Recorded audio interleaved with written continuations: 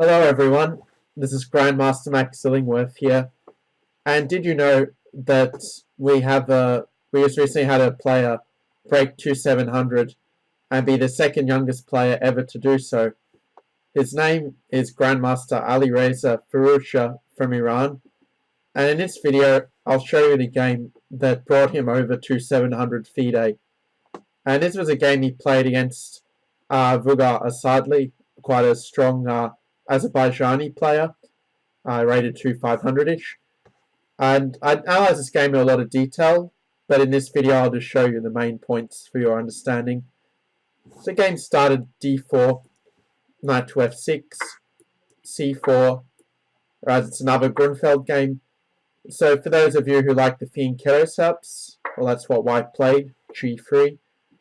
Normally at a high level, black plays the solid lines with c6 followed by d5, set up a nice solid central structure.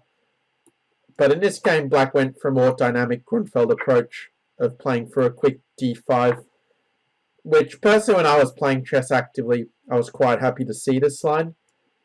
And the reason is that unlike in the c6 lines, where you're able to take back with a pawn on d5 and keep your strong center, here white's able to get a nice use of his central majority, either by playing this sort of knight f3 setup, or in the game he played e4, a more ambitious approach to take the full center. So after knight b6, knight e2, and as usual in the Grunfeld, black wants to undermine white's d4 pawn with the move c5. And if you're not sure how to meet this move, well, the way to do so is to play d5. If you play d takes c5, then you lose the right to castle, and you don't really keep your extra pawn anyway. So you may as well push in the center and make use of your space advantage with Delroy the d pawn. So at e6, castles. And after e takes and castles, you might be wondering, well, which knight should we develop to c3? And I think you can make quite a good case for either knight.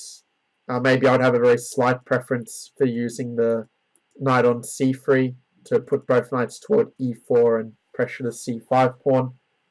But there's nothing wrong with what white played in the game with knight b to c3. Black played the move bishop to f5, where he's delaying the development of this knight so that d6 can be well met with moves such as knight to c6, for example. So white played bishop to e3, just attacking the pawn with a tempo. And developing with tempo is often a good way to take the initiative in the opening phase. So at knight a6, and actually this position makes quite a good puzzle for the question of what is the opponent's idea. So feel free to pause the video if you want to set it as an exercise. For those of you who just want to see how the game went, white played a nice prophylactic move of b3, essentially applying the distance 4 concept to the black knight by stopping the threat of knight to c4, attacking the bishop and the b2 pawn. And after rook to e8, black could also start with rook c8. It could lead to somewhat similar play. But after rook e8, white just played this solid move of h3. And it's somewhat of a prophylactic move in that now black can't play queen d7 and connect his rooks easily, because then his bishop wouldn't have a square to move to after g4. So that's the idea of h3, to make it more difficult for black to develop. Black played the move knight b4, trying to get his knight into the d3 square. But it turns out this isn't really something you have to fear all that much. Where I should point out that bishop c5 isn't simply winning a pawn. If you're not sure why, the reason is that black has a tactic knight takes d5. And the point is that in this position, after knight takes and knight takes d5, that white will lose an exchange after either capture on d5. Bishop d5, then the bishop on d5 would be hanging if white plays queen takes a1. But if white takes with the queen, then you'll have a related issue that the e2 knight will be hanging at the end of the exchanges. So that's why it's better to start with the move white played in the game, which was rook c1. I mean, knight d3 isn't really something to be afraid of, as white can simply shuffle the rook and undermine the knight's position on d3 in any case. So black played a preparatory move c4. And this is, I think, quite an interesting sort of puzzle, actually, where white found a really nice way to deal with the tension in the center. So what do you think was the move that white played in this position? So white could play a developing move such as queen d2. It would be a reasonable choice. But I like the move white played in the game as well, of bishop d4, where by exchanging this bishop, you sort of take a lot of the sting out of black's initiative. At the same time, black also has to be a little bit accurate in this position, where in the game he looked for chances in the complications with bishop h6, which in retrospect is probably where the game starts to shift in our white's favour, at least on a sort of practical level. My suggestion for black would be to play either rook to c8, simply keeping the tension between the bishops, or black would play first bishop takes d4, with the point that if white plays queen takes d4 to keep his d5 pawn sufficiently protected, then black can play bishop d3, which leads to some very interesting complications, which ultimately are not any worse for black, where the pressure against the knight does sort of keep black fully in the game. But what black did instead was he played this move bishop to h6, and this is quite a good lesson in now seeing how to deal with the opponent's threats, because a lot of players would probably play some move like f4 without thinking, just to block the bishop. But then black would still have time to take on d5 and get quite a good position. So what white did is quite a lot stronger, where he played an exchange sacrifice with b takes c4. And it may well be that the best option for black might actually be to decline it with a move such as rook to c8. But instead black went bishop c1, and after knight takes c1, well, white's compensation is quite long-term in nature, but the point is that with black not having his dark squared bishop, that his king will be quite exposed in the long term. If black does play knight c4, which actually is not such a bad move, it does, however, run into queen b3, and while the position is still complex here, I sort of feel that in a position such as this one, that the two minor pieces will be quite a bit better than the rook in this position. In fact, probably white is just much better now I look at it, since it's not that easy for black to take the initiative here. So black played rook c8 instead, and that gave white time to keep his initiative going with the move of a3, and I sort of analysed this position in a lot of detail, and ultimately to conclude that black had to play knight c2 and just get rid of the bishop on our d4 as such. I'm thinking maybe the reason that perhaps what black didn't play this way is that he might have been afraid of some line such as bishop takes b6 and g4 in this position, try and go after the knight. But then black can play rook c4, I guess, and by hitting the knight on c3, black will keep his material. And instead white should play the move c5, and that would give white still very good compensation, thanks to his very strong center, and the fact that he can also support it with his other knight is also a big help here.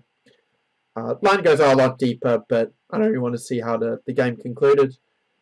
So in the game, black played knight a6, and based on this point, I think it was quite hard for black to recover, as white's initiative is just very strong now.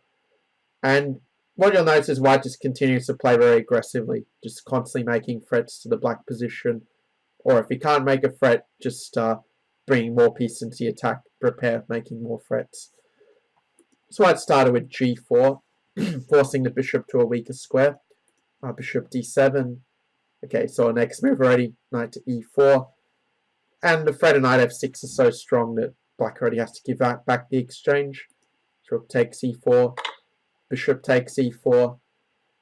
And maybe the best option for black is to take with rook takes.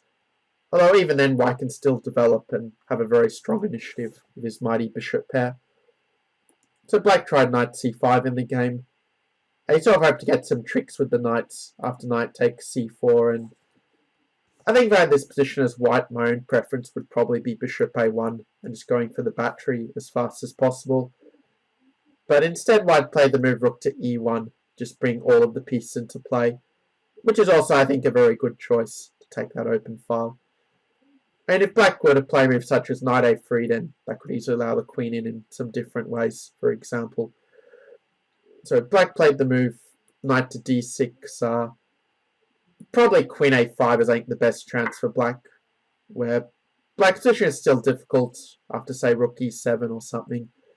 But at least black can try to get some active play on the queen side and keep his pieces as active as possible. Instead, we had knight d6. White played queen d2, just opening up some possibilities for the queen to invade on the dark squares.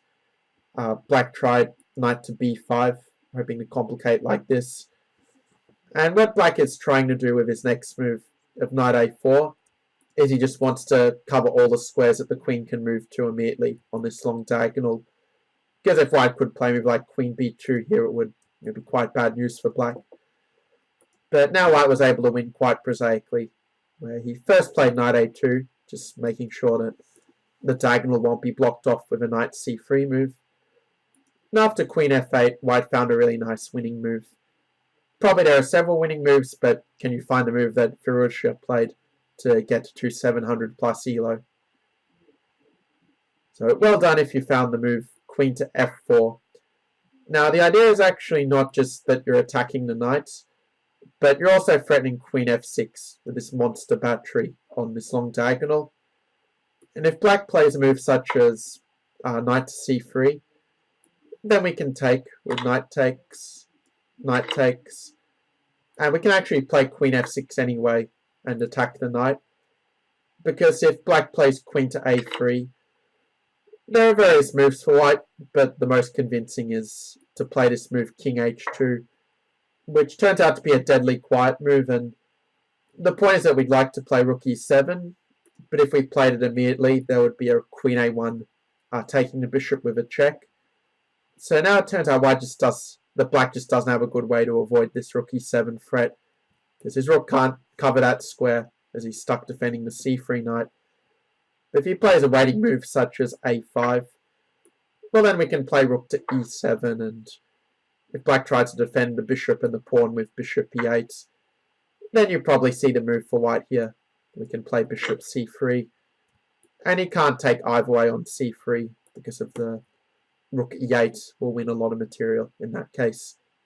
So basically that was the game, where black resigned after queen f4 because of the variation I just showed you. And yeah, it was quite a nice game by Firouzja, where he did a really good job of taking the initiative in a complicated position. And look, yeah, it's really not easy to improve on white's play. Just a very controlled game, and make an absolute model for those of you that want to play this way with g3 and going for the e4 approach against the Grunfeld. So thank you for watching this video. If you're really enjoying this content, then do subscribe, and I will see you in the next video.